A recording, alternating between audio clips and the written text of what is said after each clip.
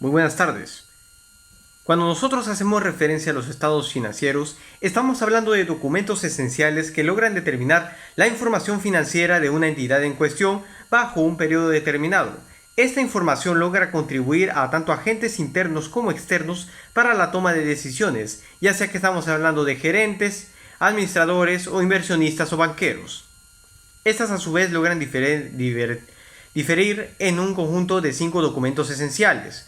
Uno de ellos, por supuesto, es el estado de situación financiera, clasificado también previamente como balance general. Este, a su vez, se consideraba como un documento en el cual presentaba los diferentes elementos que son tanto los activos como los pasivos. Justamente hacemos referencia a los activos como bienes y derechos de la empresa. Estos pueden clasificarse como corrientes o no corrientes, dependiendo del tiempo en el cual han de ser cobrados. Y de igual manera tenemos a los pasivos, que ciertamente son obligaciones de la empresa. De igual manera, se logran clasificar como corrientes y no corrientes según el plazo en el que estos han de ser pagados.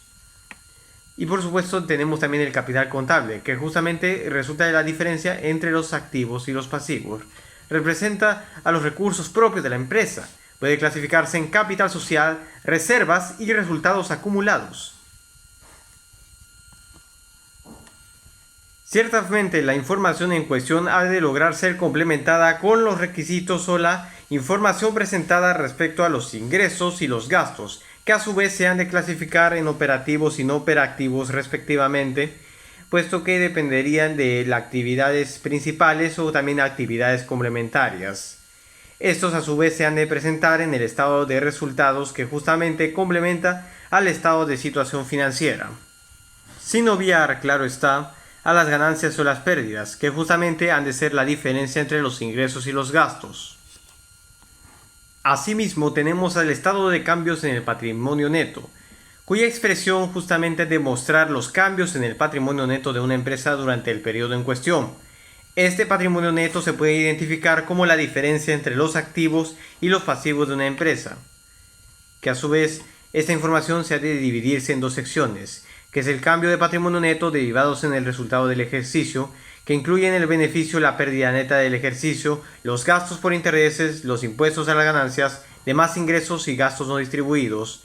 Asimismo, el cambio en el patrimonio neto derivados de operaciones con los propietarios, que estos a su vez incluyen las aportaciones de capital, los dividendos pagados y las ganancias o pérdidas en la venta de acciones.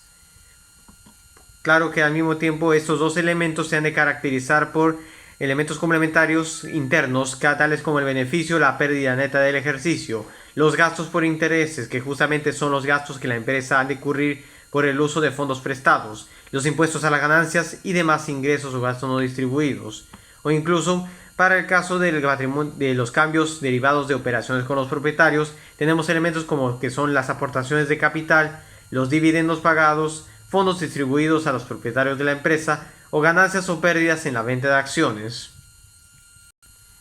El estado de flujos de efectivo justamente nos ha de presentar diferentes variantes, como lo que es el flujo de efectivo de las actividades en operación. Representan tanto aquellos generados por la actividad principal de la empresa, o sino también el flujo de efectivo de las actividades de inversión, que han de representar los flujos de efectivo generados por la adquisición o enajenación de los activos a largo plazo, y también el flujo de efectivo de las actividades de financiación, que serían justamente los flujos generados por la obtención o devolución de todos los recursos a un largo plazo, que justamente han de incluir elementos tales como los ingresos, los gastos, depreciación y amortización, y también inversiones en tanto activos fijos como en demás activos. De igual manera, presentamos variables tales como la obtención de recursos financieros, retorno de recursos financieros, los dividendos pagados, que justamente son los realizados para pagar dividendos a los accionistas. Para reafirmar, justamente su importancia radica en que nos brinda información sobre la capacidad de la empresa para generar efectivo. Y por último, la memoria, también conocida como informe anual, que justamente es un documento que proporciona información adicional sobre la empresa y sus estados financieros. Incluye información sobre la estructura organizativa de la empresa, su gestión, sus productos, sus servicios, sus mercados y perspectivas a futuro. Además, este nombre puede ser constituido como informe anual de gestión o de actividades y resultados. Muchas gracias, hasta otra oportunidad. Mis mejores deseos.